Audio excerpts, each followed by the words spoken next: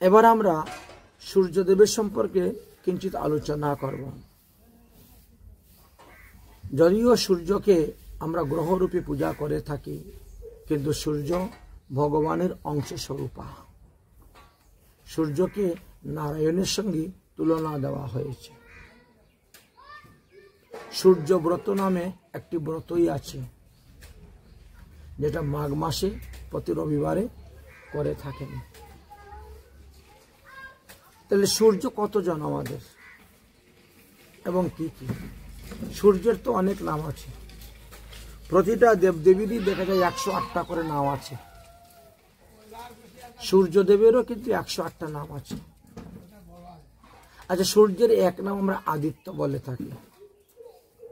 আর আদিত্যের কথা বলতে কেন বলা হয় আদিত্য? বলছেন তিনি অদিতির পুত্র রূপে জন্মগ্রহণ করেছিলেন বলে তিনাকে আদিত্য বলা হয়। তো অদিতির 12 জন পুত্র ছিল। তার মধ্যে বৈবস্বর নামক পুত্রকেই সূর্যরূপে বিশেষভাবে বলা হয়েছে। এত ভিন্ন অন্যদেরকেও বলা হয় দ্বাদশ আদিত্য, মানে 12 জন সূর্য। কে কে? বলে বিভূষণ নামক সূর্য, অর্যমা নামক সূর্য, পুষ্য নামক সূর্য, ত্বষ্টা নামক সূর্য, সবিতা নামক সূর্য, ভোগ নামক সূর্য, ধাতা নামক সূর্য, বিধাতা নামক সূর্য, বরুণ নামক সূর্য, মিত্র নামক সূর্য, ইন্দ্র নামক সূর্য এবং বামন নামক সূর্য। এই 12 জনকেই দ্বাদশ আদিত্য বলা হয়ে থাকে। অর্থাৎ এই 12 জন সূর্য সদৃশ তাপ প্রদান করিতে সমর্থ আছেন। সূর্য সদৃশ তাপ প্রদান করতে তারা সমর্থ আছেন। বিভূষণ নামক সূর্যের পত্নী সংজ্ঞার গর্ভেতে শ্রাদ্ধদেব বা বৈবস্বত মনু জন্মগ্রহণ করেছিলেন এবং যমুনা নামক যমজ পুত্র সন্তান উৎপাদন হয়েছিল সূর্যের। বললেন যে সূর্য বিশ্বকর্মার কন্যা সংজ্ঞাকে বিবাহ করেছিলেন। ওই সংজ্ঞাই কোনো এক সময় ঘটকের রূপ ধারণ করেছিলেন। তাহলে কোনো এক সময়ে সংজ্ঞাই ঘটকের রূপ ধারণ করেছিলেন, আর সূর্যদেবের ঔরসে সেই ঘটকের গর্ভেই অশ্বিনী কুমার নামে 2 পুত্র সন্তান জন্মগ্রহণ করেছিল। সূর্যদেবের অপর পত্নীর নাম ছিল ছায়া এবং ছায়ার গর্ভে শনি এবং শার্বণী এই 2 জন জন্মগ্রহণ করেছিলেন এবং তাপতি নামে এক কন্যা সন্তানও জন্মগ্রহণ করেছিলেন। তাহলে এই যে বলা হচ্ছে, ইনি হলেন বৈবস্বর নামক সূর্যের কথা বলা হচ্ছে।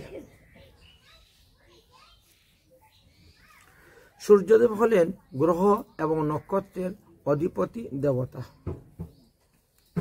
তিনি তিনার নিজ কেন্দ্রস্থান থেকেই ত্রিজগৎকে তিনি তাপ প্রদান করিয়া থাকেন। তার নিজ জ্যোতির দ্বারাই তিনি সমস্ত বিশ্বকে প্রকাশিত করিয়া থাকেন। তিনি ক্রমশ মন্দগতি, বক্রগতি, শীঘ্রগতি এবং সামান্য গতিতে চলাচল করিয়া থাকেন।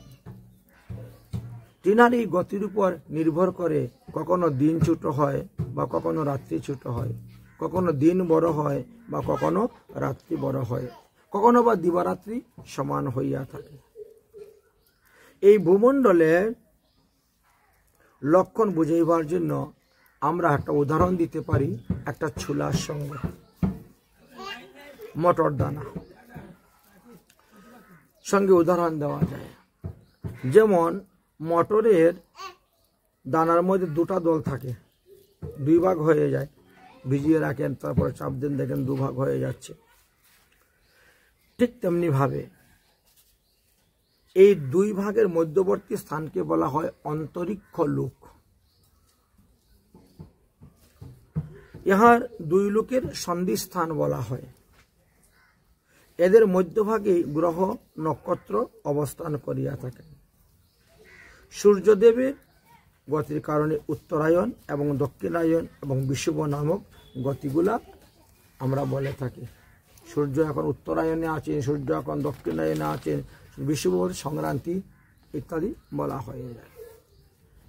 সূর্যদেব এক এক মাসে এক এক রাশিতে গমন করে থাকে। বৈশাখ মাসে সূর্যদেব মেষ রাশিতে গমন করেন। জ্যৈষ্ঠ মাসে সূর্যদেব বৃষ রাশিতে গমন করেন। আষাঢ় মাসেতে সূর্যদেব মিথুন রাশিতে গমন করেন। শ্রাবণ মাসেতে সূর্যদেব কর্কট রাশিতে গমন করেন। ভাদ্র মাসেতে সূর্যদেব সিংহ রাশিতে গমন করেন। আশ্বিন মাসে সূর্যদেব কন্যা রাশিতে গমন করেন। কার্তিক মাসেতে সূর্যদেব তুলা রাশিতে গমন করেন। অগ্রহায়ণ মাসে সূর্যদেব বৃশ্চিক রাশিতে গমন করেন। পৌষ মাসে সূর্যদেব ধনু রাশিতে গমন করেন। মাঘ মাসে সূর্যদেব মকর রাশিতে গমন করেন। ফাল্গুন মাসে সূর্যদেব কুম্ভ রাশিতে গমন করেন। আর চৈত্র মাসেতে সূর্যদেব মীন রাশিতে গমন করেন।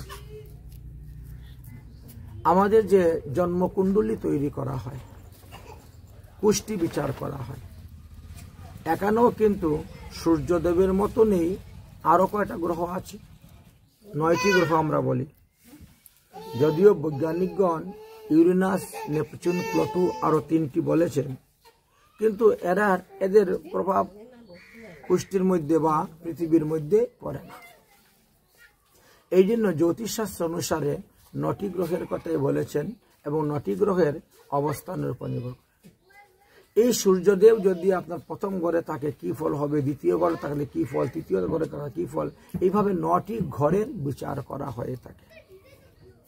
শুধু সূর্যকে দিয়েই নয়, এইভাবে চন্দ্র, মঙ্গল, বুধ, বৃহস্পতি, শুক্র, শনি, রাহু, কেতু সকলেরই অবস্থান অনুসারে বিচার করা হয়ে থাকে। এদের প্রত্যেকের কথাই শ্রীমদ্ ভাগবত মহাপুরাণে তুলে ধরেছেন এবং আমাদেরকে দেখিয়েছেন। যখন সূর্যদেব মেষ রাশিতে গমন করেন, অর্থাৎ বৈশাখ মাসে কিংবা তুলা রাশি, কার্তিক রাশি মাসে অবস্থান করেন, তখন দিন এবং রাত্রি দুটা সমান হয়। যখন সূর্যদেব বৃষ, মিথুন, কর্কট, সিংহ, কন্যাতে অবস্থান করেন, অর্থাৎ জ্যৈষ্ঠ, আষাঢ়, শ্রাবণ, ভাদ্র, আশ্বিন মাসে অবস্থান করেন, তখন রাত্রিটা ছোট হইতে থাকে আর দিন ধীরে ধীরে বড় হইতে থাকে। যখন সূর্যদেব বৃশ্চিক, ধনু, মকর, কুম্ভ, মীন রাশিতে গমন করেন, অবস্থান করেন, অর্থাৎ অগ্রহায়ণ, পৌষ, মাঘ, ফাল্গুন, চৈত্র মাস, সেই সময় দেখবেন রাত্রি ধীরে ধীরে বড় হইতে থাকে এবং দিন ছোট হইতে থাকে। এই কারণেই আমরা উত্তরায়ণ এবং দক্ষিণায়ন ইত্যাদি বলিয়া থাকি। দক্ষিণায়ন আরম্ভ থেকে দিনমান বৃদ্ধি পাইতে থাকে আর উত্তরায়ণ আরম্ভকালে রাত্রিমান বৃদ্ধি পাইতে থাকে। দক্ষিণায়ন বলতে শ্রাবণ, ভাদ্র, আশ্বিন, কার্তিক, অগ্রহায়ণ, পৌষ এই 6টি মাসকে বোঝানো হয়। আর উত্তরায়ণ কাল বলতে মাঘ, ফাল্গুন, চৈত্র, বৈশাখ, জ্যৈষ্ঠ, আষাঢ় বোঝানো হয়। এই সূর্যদেব একদিনে মনুষ্যোত্তর পর্বত থেকে অতিক্রম করিয়া পথ চলে 9,51,00,000 যোজন। সূর্যদেবের কত গতি বেগে দিয়ে উনি চলেন, একদিনের মধ্যে তিনি 9,51,00,000 যোজন। অর্থাৎ এটা যদি আমরা আমাদের হিসাবে করি তাহলে 114,12,00,000 কিলোমিটার। সূর্যদেব যদি এক দিবসে 114,12,00,000 কিলোমিটার পথ অতিক্রম করেন, তাহলে 24 দিয়ে ভাগ দেন, তাহলে তার ঘন্টার ব্যাগটা পেয়ে যাবেন কত কিলোমিটার ঘন্টায় তিনি চলেন। কিন্তু আমরা দেখি সূর্যদেবকে একটা কাঁসার থালার মতন বড়, তা তো নয়। তার প্রকৃত প্রমাণ দিচ্ছেন, বলছেন মানসোত্তর পর্বতের পূর্ব দিকে হলো দেবযানী নামক একটা ইন্দ্রপুরী আছে। প্রথমে সূর্যদেব সেখানে যান, তারপরে সেখান থেকে ঘুরতে ঘুরতে দক্ষিণ দিকে যান, অর্থাৎ মানসোত্তর পর্বতের দক্ষিণ দিকে হলো যমের সঞ্জীবনীপুরী, যেখানে জীবের পাপ পুণ্য বিচার হয়ে থাকে। আর মানসোত্তর পর্বতের পশ্চিম দিকে হলো বরুণদেবের আলয়, বরুণালয়। আর মানসোত্তর পর্বতের উত্তর দিকে হলো চন্দ্রের বিভাবরী নামক পুরী। সূর্যদেব ওই মানসোত্তর পর্বতের চতুর্দিকে ঘুরে বেড়ান। এই সকল পুরীতে ভ্রমণ অনুসারে সূর্যদেবের গতির কারণে আমরা ভোরবেলা, সন্ধ্যাবেলা, দুপুরবেলা ইত্যাদি উপলব্ধি করতে পারি। এই যে মধ্যাহ্নকাল, সন্ধ্যাকাল, মধ্যরাত্রিকাল, এইগুলা আমরা অনুভব করিয়া থাকি।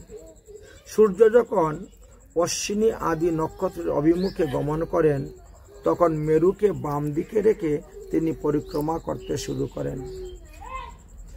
আর 2:30 ঘটিকায় সূর্য ইন্দ্রপুরী থেকে জমপুরীর দিকে যেতে সময় লাগে ইনার 15 দণ্ড। 15 দণ্ডেতে 2.12 কিলোমিটার হাজার যোজন পথ তিনি অতিক্রম করেন। তাহলে 1 দণ্ড সমান হলো আমাদের 24 মিনিট। 24 মিনিটে 1 দণ্ড বলা হয় বা 1 ঘটিকা বলা হয়। 60 দণ্ডতে আমাদের দিন এবং রাত্রি সম্পূর্ণ হইয়া থাকে। তো 2.5 ঘটিকা বলতে 1 ঘন্টা। 2.5 ঘটিকা বা 2.5 দণ্ড শব্দের দ্বারা বোঝায় যে 1 ঘন্টা আমাদের। তাহলে সূর্যদেব লিখছেন এখানে 360 মিনিট, অর্থাৎ 6 ঘন্টা। 6 ঘন্টায় সূর্যদেব কি করেন? 2.12,25,000 যোজন পথ চলিয়া থাকেন, অর্থাৎ 2,37,75,000 যোজন তিনি পথ চলেন মাত্র 6 ঘন্টাতে। এখন একে যদি আমরা কিলোমিটার নিতে হয়, তাহলে 12 কিলোমিটার সমান 1 যোজন হয়।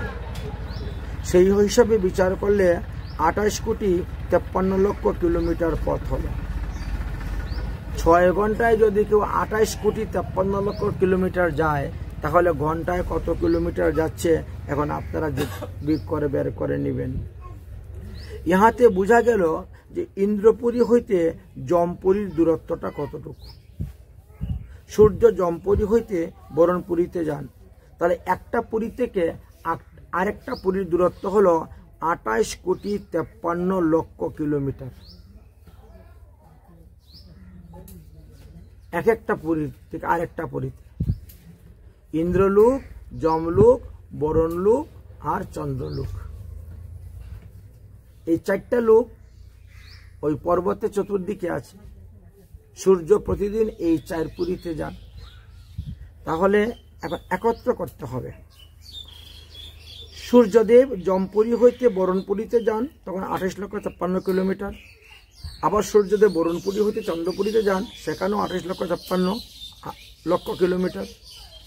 এবং সূর্যদেব যখন চন্দ্রপুরী হইতে আবার ইন্দ্রপুরীতে যান, তখনও 28,53,00,000 কিলোমিটার দিতে হচ্ছে। 28,53,00,000 কিলোমিটার। এবং এই 28,53,00,000 কিলোমিটারকে যদি আমরা 4 দিয়ে গুণ করি, তাহলে আমরা কি পাচ্ছি? 114,12,00,000 কিলোমিটার। সূর্যদেব একদিনে 114,12,00,000 কিলোমিটার পথ অতিক্রম করেন। এই হিসাবে গণনা করলে সূর্যদেব প্রতি মুহূর্তে, মুহূর্ত শব্দের অর্থ হলো 48 মিনিট। 1 মুহূর্ত বললে তাকে 48 মিনিট বলা হয়। তাহলে সূর্যদেব প্রতি মুহূর্তে অর্থাৎ 48 মিনিটের মধ্যে তিনি 34,800,000 যোজন পথ অতিক্রম করিয়া থাকেন। অর্থাৎ একে যদি আমরা 12 দিয়ে গুণ করি, তাহলে 4,08,09,600 কিলোমিটার। 1 ঘন্টাও নয়, 48 মিনিট। 48 মিনিটে 4,08,09,600 কিলোমিটার পথ চলেন সূর্যদেব। এমন কোন আছে যন্ত্র বিশ্ব ব্রহ্মাণ্ডের মধ্যে কোনো বৈজ্ঞানিক তৈরি করতে পেরেছে যে 1 ঘন্টার মধ্যে 5 কোটি কিলোমিটার যায়? ঘন্টায় 5 কোটি কিলোমিটার।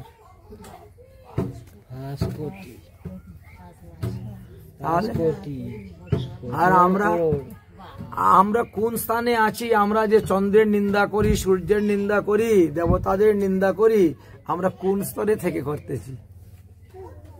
আর তারা কোথায় আছে, কি অবস্থায় আছে চিন্তা করেন তো। আমরা একটু দোষ পেলে সমালোচনা করি, কিন্তু গুণটা তো দেখি না। সেই অনুসারে যদি আমরা বিচার করি সম্পূর্ণভাবে, তাহলে দেখা যায় 1 মিনিটে সূর্যদেব প্রায় 8,53,200 কিলোমিটার পথ চলেন। মিনিটে 1 মিনিটে 8,50,200 কিলোমিটার। আমাদের বুলেট গাড়ি যায় ঘন্টায় 300 কিলোমিটার। ট্রেন যে বার করছেন এখন, হ্যাঁ আচ্ছা, প্লেন নাইলে কয় হাজার কিলোমিটারই গেল, বিমান, রকেট, কোনো কিছুই পাবে না। সূর্যদেব 1 মিনিটে 8,53,200 কিলোমিটার যায়।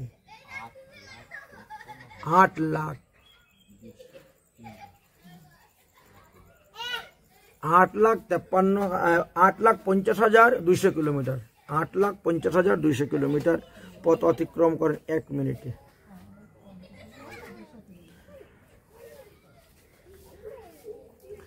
আবার অন্যদিকে যখন হিসাব করলাম, কারণ কয়েকটা সিদ্ধান্ত দিয়েছেন, সেখানে বলছেন যে 7,92,500 কিলোমিটার, ওই 8 লাখের কাছাকাছি। 7,92,500 কিলোমিটার পথ চলে। সূর্যদেব 1 ঘন্টার মধ্যে 4,75,50,000 কিলোমিটার পথ চলেন। সূর্যদেব একদিনে 114,12,00,000 কিলোমিটার পথ অতিক্রম করিয়া থাকেন। সূর্যদেবের যে রথ, ওই রথের এক ভাগে মরুর শিকা আর অন্য ভাগে মানসোত্তর পর্বতে অবস্থান করে। ওই রথের চক্র এবং অক্ষ নির্বদ্ধ হইয়াছে, তাতে তৈলযন্ত্রের ন্যায় মানসোত্তর পর্বতের মধ্যে তিনি ঘুরে বেড়ান। সূর্যদেবের রথের উপবেশনের অবস্থানের দৈর্ঘ্য হল 36 লক্ষ যোজন। সূর্যদেবের রথ কত বড়? 36 লক্ষ যোজন, এত বড় রথ।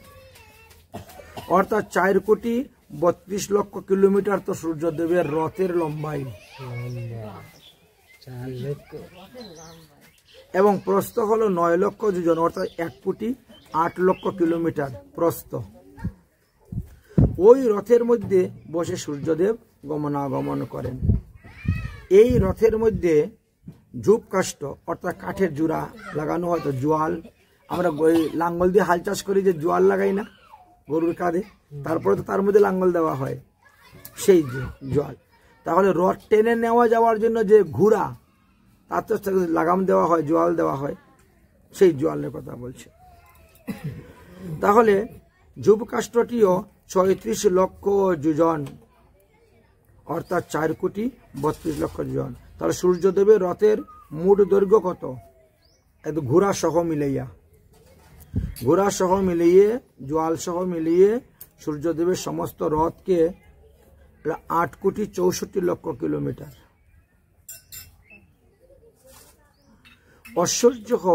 আশ্চর্য হওয়ার কোনো কিছুই নেই, যেহেতু সূর্যদেব পৃথিবীর থেকে অনেক বড়, 13 লক্ষ গুণ বড়। 13 লক্ষ পৃথিবী একত্র করলে যতটুকু জায়গা হবে, সূর্যদেব তত বড়।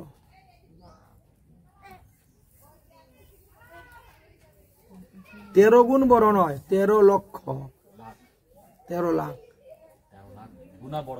হ্যাঁ, মানে 13 লাখ পৃথিবী একত্র করলে যেই পরিমাণে জায়গা হবে, সেই পরিমাণের বড় হলেন সূর্যদেব। আর আমরা দেখি কি, একটা কাঁসার থালা, পূর্ব দিকে কাঁসার থালার মতো উঠতেছেন। চোখে দেখা জিনিস কত বড় ভুল হচ্ছে দেখেছেন, দূরত্বতার কারণে। তো যা চোখে দেখবেন তাই সত্য হচ্ছে না তো। আমরা যে পৃথিবীতে বাস করতেছি, এরকম 13 লাখ পৃথিবী যদি একত্র করেন তবে কি সূর্যদেবের সমান হচ্ছে। 13 লক্ষ গুণ বড়। মতান্তরে বলছেন 13,90,000 গুণ বড়, একটু বাড়াই দিয়েছেন মতান্তরটা। যাই হোক, আমরা মোটামুটি 13 লক্ষটা ধরলাম। হ্যাঁ, 13 লক্ষ। তাহলে এতে কি বুঝলেন যে 13 লাখ পৃথিবী সমান এক সূর্যদেব। পৃথিবীর সমান এক সূর্যদেব। সূর্যদেব পৃথিবী চাইতে 3 লক্ষ গুণ ভারী। পৃথিবীর যে ওজন তার থেকে 3 লক্ষ গুণ বেশি ওজন।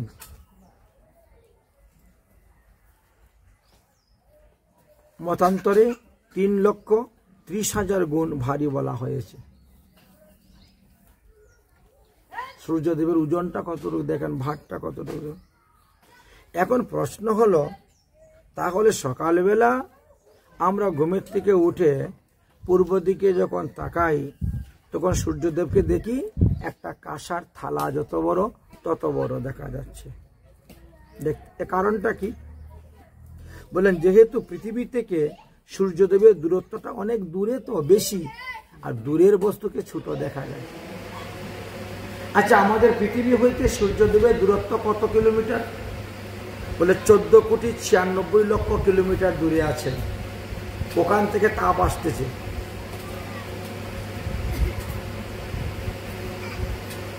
$14,96,00,000 মানে তো প্রায় 15 কোটি হয়েই গেল।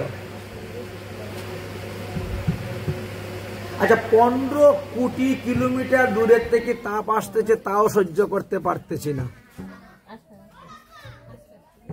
আর এর নিকটে যারা আছে এদের কি অবস্থা হবে? তারপরেও বলি, সূর্যদেব আপনার সেটিংটা ঠিক করুন, টেম্পারেচারটা একটু কমান। আপনার সেটিং এ গড়বড় হয়ে গেছে, আমরা সহ্য করতে পারছি না, তাপ বেশি দিয়ে দিচ্ছেন, বলে না অনেকে। সূর্যদেবের কাছে প্রার্থনা করে, অথচ ইনি প্রায় 14,96,00,000 কিলোমিটার দূরে আছেন, সেখান থেকে তাপ দিচ্ছেন, পৃথিবীর উপরে পড়তেছে, তাও সহ্য করতে পারতেছি না।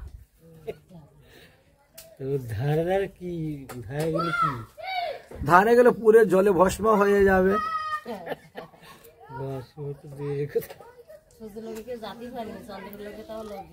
হ্যাঁ, ক্ষমতা নাই যাওয়ার। 14,96,00,000 কিলোমিটার। সূর্যদেবের রথের সারথীর নাম হলেন অরুণ দেব, গরুরের ভাই, বড় ভাই, কশ্যপ ঋষির পুত্র।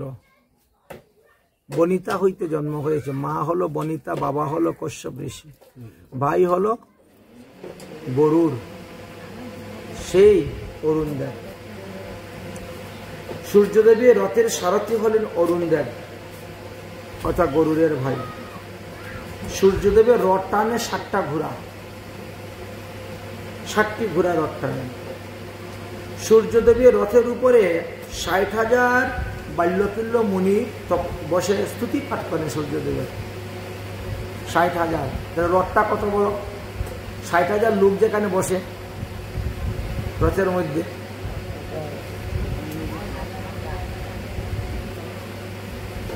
আমরা তো লোক 600 জন বসার জায়গা দিতে পারি না, 60,000 লোক। অঙ্গুষ্ঠ পরিমাণ বাল্যকে সূর্যদেবের দিকে মুখ করে তারা সূর্যদেবের স্তুতি করে থাকেন। সূর্যদেব যত সময় এই পৃথিবী মণ্ডলের সঙ্গে সম্পর্ক রাখেন, আকাশে অতিক্রমণ করেন, তার ক্রম অনুসারে বৎসর, সংবৎসর, পরিবৎসর, ইদাবৎসর, ইরাবৎসর, অনুবৎসর, বৎসর বলা হয়ে থাকে। আমরা তো খালি একটাই জানি, বৎসর। কিন্তু বৎসরের মধ্যে অনেকগুলো ভাগ করা আছে, সেই ভাগগুলা আমরা অনেকেই জানি না। তাহলে বৎসর শব্দটা কোথা থেকে আসলো?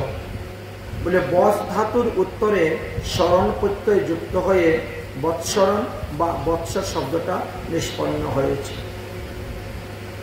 শ্রীমদ্ ভাগবত মহাপুরাণে সংক্ষেপে ধরেছেন, আর বিষ্ণু পুরাণে ইহা বিস্তারিতভাবে ধরে দিয়েছেন। বিষ্ণু পুরাণের 2য় অধ্যায়ের 8 নম্বর শ্লোকের 2য় স্কন্ধের 8ম অধ্যায়ের 66 এবং 67 নম্বর শ্লোকেতে উল্লেখ করা আছে। লাবণ্য, সৌর, চন্দ্র এবং নক্ষত্র এই 4টির উপর ভিত্তি করে আমাদের মাস, বৎসরদেরকে 4 ভাগে বিভক্ত করা হয়ে থাকে। তাই সমযুক্ত বৎসর, সংবৎসর মানে একটি পূর্ণ বৎসর বলা হয় সংবৎসর বলতে। বৃহস্পতি গ্রহের অবস্থানের উপর ভিত্তি করে যে গণনা করা হয় তাকে বছর বোঝানো হয়। সৌর বৎসরকে সংবৎসর বলে, আর 364 দিনে যে বৎসর হয় তাকে পরিবৎসর বলা হয়। 365 দিনে যে বৎসর বলা হয়, তার 366 দিনে যে বৎসর বলা হয় তার পৃথক পৃথক নাম দেওয়া হয়েছে। ইহা কোনো একটি নির্দিষ্ট গণনা বা কোনো একটি ঘটনার সঙ্গে লিপ্ত করে বোঝানো হইয়া থাকে, পরবর্তী বৎসরকে বর্ধিত করা হইয়া থাকে। ইরা বৎসর কাকে বলা হয়? বললেন, মল মাস বা অশুভ মাস বা বিপজ্জনক মাস বুঝাইতে গিয়ে ইরা বৎসর শব্দ ব্যবহার করা হয়ে থাকে। অনুবৎসর কাকে বলা হয়? এটি মূলত কোনো নির্দিষ্ট সময়ে এর উপর অনুমান ভিত্তি অনুসারে এই ঘটনা বা কোনো একটা ঘটনাকে কেন্দ্র করে বলা হয় বলে এটা বলা হয় অনুবৎসর। যেমন কেউ মারা গিয়েছে বা কোনো উৎসব অনুষ্ঠান, এগুলাকে যখন বলা হয় তখন অনুবৎসর হিসাবে ব্যবহার করা হয়। যে তিথিতে বিশেষ পূজা পার্বণ হইয়া তাকে বোঝানো হয়, ওই তিথি ব্যতীত সেই পূজা হয় না, তখন অনুবৎসর ব্যবহার করা হয়ে থাকে। সংবৎসর বলিতে কি বুঝো? পৃথিবীর একবার সূর্য চারপাশে ঘুরে আসতে যে সময় লাগে সেই সময়কে বোঝানো হইয়াছে বৎসর শব্দের দ্বারা। এছাড়া অব্দ, বর্ষ, সন, বছর, 12 মাস ইত্যাদিও বোঝানো হয়ে থাকে। চন্দ্রমাসের গণনা অনুসারে 360 দিনে আমাদের 1 বৎসর হয়, আর সূর্য মাসের গণনা অনুসারে 365 দিনে 1 বৎসর হয়ে থাকে। তাই প্রতি বৎসরেই 5 দিনের ব্যবধান দেখা যায়। এই বছর 5 দিন হলে তারপরে বছর 10 দিন হয়ে যাচ্ছে, তারপরে বছর 15 দিন হয়ে যাচ্ছে, তারপরে বছর 20 দিন হয়ে যাচ্ছে, তারপরে বছর 25 দিন হয়ে যাচ্ছে। এই কারণেই প্রায় 4 বছর 5 বছরের মধ্যে মধ্যে একবার আমাদের পুরুষোত্তম মাস হয়ে থাকে, অধিক মাস হয়ে থাকে, একটা মাস অতিরিক্ত হয়ে যায়। এর সামঞ্জস্য বজায় রাখার জন্য এটা করা হয়ে থাকে। তাহলে চন্দ্রমাসের গণনা আর সূর্যমাসের গণনা আলাদা, এই জন্য সৌরবৎসর এবং চন্দ্রবৎসর এইভাবে বলা হয়ে থাকে। সূর্য স্বরূপত স্বয়ং ভগবান, সূর্যদেব ভগবান, সূর্য স্বরূপত স্বয়ং ভগবান, তেনার মধ্যে ভগবত তত্ত্ব আছে। তিনি বিষ্ণু অংশ অবতার। ভগবান বিষ্ণু সমস্ত প্রাণীকুলকে রক্ষা করতেছেন, সমস্ত প্রাণীকুলের আত্মারূপে অবস্থান করতেছেন। তিনিই তো সৌরমণ্ডল রচনা করিয়াছেন। আদিকর্তা শ্রীহরি অন্তর্যামী রূপে না থেকে তিনি সূর্য রূপে প্রকাশ হইয়াছেন আমাদের নিকটে। তিনি সমস্ত বৈদিক ক্রিয়াকাণ্ডের মূল বলা হইয়াছে। ভগবান সূর্যদেব পৃথিবী এবং স্বর্গের মধ্যবর্তী অন্তরিক্ষ নামক একটি লোক আছে, সেই লোকের স্থানে অবস্থান করিয়া কালচক্র অনুসারে তিনি দ্বাদশ মাসে দ্বাদশ রাশিতে ভোগ করিয়া থাকেন। যেমন বৈশাখ মাসে কার্যনির্বাহ করার জন্য ভগবান শ্রীহরি অর্জবা নামক সূর্যরূপ ধারণ করে তিনি পুলহ ঋষি, অতুত্তা, যক্ষ প্রভৃতি রাক্ষস, পুঞ্জিকর স্থলী, অপ্সরা, নারদমুনি, গন্ধর্ব এবং কৃচ্ছনী সর্পকে নিয়ে সৌরমণ্ডলে তিনি উদয় হইয়া থাকেন। আর তারপরে প্রত্যেকেরই নিজ নিজ কার্য তারা সমাধান করে। এবার জ্যৈষ্ঠ মাসের কথা বললেন। জ্যৈষ্ঠ মাসে কার্যকে নির্বাহ করিবার জন্য ভগবান শ্রীহরি মিত্র নামক সূর্যের রূপ ধারণ করিয়া সঙ্গে অত্রিমুনিকে, কৌশল আদি রাক্ষসদেরকে, তক্ষক সর্পকে, মেনকা নামক অপ্সরাকে, অহু নামক গন্ধর্বকে এবং রতস্বর নামক যক্ষকে সঙ্গে করে নিয়ে এই সৌরমণ্ডলে উদিত হইয়াছেন এবং প্রত্যেকের উপরেই তাদের কাজের দায়িত্ব দেওয়া আছে। সেই অনুসারে সবাই নিজ নিজ কার্য সম্পূর্ণ করিয়া থাকেন। সামনে আসছেন আষাঢ় মাস। আষাঢ় মাসে কার্যনির্বাহ করিবার জন্য ভগবান শ্রীহরি বরুণ নামক সূর্যের রূপ ধারণ করিয়া তিনি উদয় হইয়াছেন এবং তিনার সঙ্গে বৈশিষ্ট্য ঋষি অবস্থান করিতেছেন। রম্বা অপ্সরা, সহজন্য নামক যক্ষ, অহু নামক গন্ধর্ব, শুক্র নামক নাগ এবং চিত্রবসু নামক রাক্ষসকে সঙ্গে করে নিয়ে তিনি আকাশমণ্ডল থেকে নিজ নিজ কার্য প্রত্যেকে নির্বাহ করিতেছেন। শ্রাবণ মাসেতে ওই মাসের কার্যকে নির্বাহ করিবার জন্য ভগবান শ্রীহরি ইন্দ্র নামক সূর্যের রূপ ধারণ করিয়া তিনি আকাশে উদিত হন এবং তিনার সঙ্গে অঙ্গিরা আদি ঋষিগণ থাকেন, হরিবসু নামক গন্ধর্ব থাকেন, বিশ্ববসু নামক গন্ধর্ব থাকেন, সুত্তাক্ষয় নামক যক্ষ থাকেন, এলাপত্র নামক নাগ থাকেন এবং কুলমা নামক অপ্সরা থাকেন। আর বজ্রবল্লভ নামক রাক্ষসকে সঙ্গে করে নিয়ে সৌরমণ্ডলে তিনি 1 মাস ভ্রমণ করেন আর প্রত্যেকে তাদের নিজ নিজ কার্য বিচরণ করিয়া থাকেন।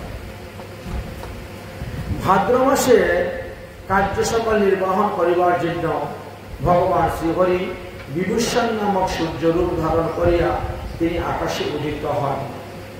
ভৃগু ঋষি তিনার সঙ্গে থাকেন, উগ্রসেন নামক গন্ধর্ব সঙ্গে থাকেন, ব্যাঘ্র নামক রাক্ষস সঙ্গে থাকেন, অসারণ নামক যক্ষ সঙ্গে রাখেন, অনুমলেচা নামক অপ্সরা সঙ্গে থাকেন এবং শঙ্খপাল নামক নাগ সঙ্গে নিয়ে সৌরমণ্ডলে তিনি ভ্রমণ করেন আর প্রত্যেকের দায়িত্ব অনুসারে নিজ নিজ কার্য তারা সম্পন্ন করিয়া থাকেন। আশ্বিন মাসের কার্য নির্বাহ করিবার জন্য ভগবান শ্রীহরি ত্বষ্টা নামক সূর্য রূপ ধারণ করেন এবং তিনি যমদগ্নি নামক ঋষিকে সঙ্গে নেন, কম্বল নামক নাগকে সঙ্গে নেন, তিরোত্তম নামক অপ্সরাকে সঙ্গে নেন, ব্রহ্মকেত নামক রাক্ষসকে সঙ্গে নেন এবং শতজিৎ নামক যক্ষকে সঙ্গে নেন আর ধৃতরাষ্ট্র নামক গন্ধর্বকে সঙ্গে নিয়ে আকাশমার্গে উদিত হয়ে 1 মাস সৌরমণ্ডলে ভ্রমণ করে সেই আশ্বিন মাসের সমস্ত কার্যকে তিনি নির্বাহন করিয়া থাকেন। কার্তিক মাসে ভগবান সূর্যদেব নিজেদের কার্য নির্বাহ করিবার জন্য বিষ্ণু নামক সূর্য রূপে তিনি আকাশে উদিত হইয়া থাকেন। বিশ্ববসু নামক ঋষি তিনার সঙ্গে থাকে, অপ্সরা নামক নাগ সঙ্গে থাকেন, অপ্সরা রম্বা নামক অপ্সরা সঙ্গে থাকেন, সূর্যবশ্যক নামক রাক্ষসগণ সঙ্গে নিয়ে সৌরমণ্ডলে উদিত হয়ে তেরা প্রত্যেকে নিজ নিজ কার্য সম্পন্ন করিয়া থাকেন। অগ্রহায়ণ মাসে যে সূর্যদেব আকাশে উদিত হন এবং যে সমস্ত কার্য নির্বাহ করেন বাস্তবে তিনি ভগবান বিষ্ণুরই অংশ স্বরূপ, অংশুমান, দিবাংশু। সঙ্গে কশ্যপ ঋষি, তক্ষক, যক্ষ, ঋতসেন, গন্ধর্ব, উর্বশী, অপ্সরা, বিদ্যুৎচক্র রাক্ষস এবং মহাশঙ্খ নামক নাগকে সঙ্গে করে নিয়ে আকাশমার্গে উদিত হয়ে নিজ নিজ কার্য সম্পন্ন করিয়া থাকে। পৌষ মাসে কার্যনির্বাহ করিবার জন্য ভগবান বিষ্ণু ভগনামক সূর্য রূপ ধরেন, আর তার সঙ্গে আয়ু, ঋষি, ধনু, অরিষ্টা, নেমি, গন্ধর্ব, পুনরক্ষ, পুরিচিস, অপ্সরা, পুঞ্জ, রাক্ষস এবং কটুকুট নাগকে সঙ্গে করে নিয়ে সৌরমণ্ডলে উদিত হয়ে তারা নিজ নিজ কার্য সম্পন্ন করিয়া থাকে। মাঘ মাসের কার্য নির্বাহন করিবার জন্য ভগবান শ্রীহরি পুষ্য নামক সূর্য রূপ ধারণ করে সৌরমণ্ডলে উদিত হন। তখন তিনার সঙ্গে গৌতম মুনি গমন করেন, সুসেন নামক গন্ধর্ব গমন করেন, সুরুচিস নামক যক্ষ গমন করেন, গীতাচী নামক অপ্সরা গমন করেন, বাতরাক্ষস নামক রাক্ষস গমন করেন, ধনঞ্জয় নামক নাগ, তারা সকলেই ওই রথের মধ্যে গিয়ে অবস্থান করেন এবং সূর্যদেবের সঙ্গে 1 মাস ভ্রমণ করে তারা প্রত্যেকে নিজ নিজ কার্য তারা নির্বাহন করিয়া থাকেন। এবার বললেন ফাল্গুন মাস। ফাল্গুন মাসে কি হয়? ভগবান সূর্যদেবের কথা বললেন। ফাল্গুন মাসের কার্যকে নির্বাহ করিবার জন্য ভগবান সূর্যদেব পর্জন্য নাম ধারণ করেন, করে তিনি আকাশমার্গে উদিত হন। তার সঙ্গে ভরদ্বাজ ঋষি, বিশ্বন গন্ধর্ব, প্লুত, চক্র, সেনজিৎ, অপ্সরা, বর্ষ নামক রাক্ষস, ঐরাবত নামক সর্প, এদেরকে সঙ্গে করে নিয়ে সৌরমণ্ডলে উদিত হন। তাহারা নিজ নিজ কার্য সম্পন্ন করেন। চৈত্র মাসে কার্যনির্বাহন করিবার জন্য ভগবান শ্রীহরি ধাতা নামক সূর্যরূপ ধারণ করিয়া তার সঙ্গে পুলস্ত ঋষি, তুম্বরা নামক গন্ধর্ব, রতকীচ নামক যক্ষ এবং পীতস্থলী নামক রাক্ষস, হেতু নামক রাক্ষস, বাসুকী নামক সর্পকে সঙ্গে করে নিয়ে সৌরমণ্ডলে উদিত হন আর নিজ নিজ কার্য সম্পন্ন করিয়া দেন। এইভাবে 12 জন সূর্য 12টি মাসে উদিত হইয়া 12 রকম কার্য করিয়া থাকেন। কালরূপধারী ভগবান সূর্য উদয় এবং অস্তের দ্বারা আমাদের আয়ুকে তিনি হরণ করে নিয়ে যান। এই জন্য কালরূপধারী ভগবান সূর্যের পূজা যিনি করেন, তিনার সূর্যদেব প্রসন্ন হন এবং রোগ শোক ব্যাধি থেকে তিনি মুক্তি লাভ করতে পারেন, দীর্ঘ আয়ু লাভ করিতে পারেন। এই জন্য সূর্যদেবের উপাসনাও অনেকেই করিয়া থাকেন।